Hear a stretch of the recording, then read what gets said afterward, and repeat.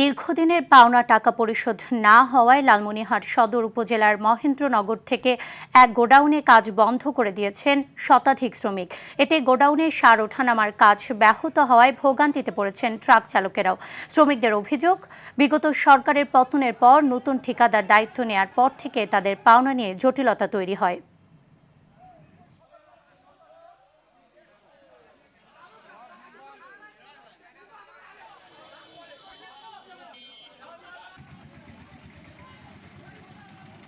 সরকার পরিবর্তন হওয়ার পর নতুন ঠিকাদার আসার পর আমাদের সঙ্গে কথা হয় যে পয়সা দিব। ওই পয়সা দেওয়া অবস্থায় আমরা কাজ করতেছি, আজ দেয় কাল দেয়, পয়সা দেয় না। 1.5 বছরের বেশি হলো।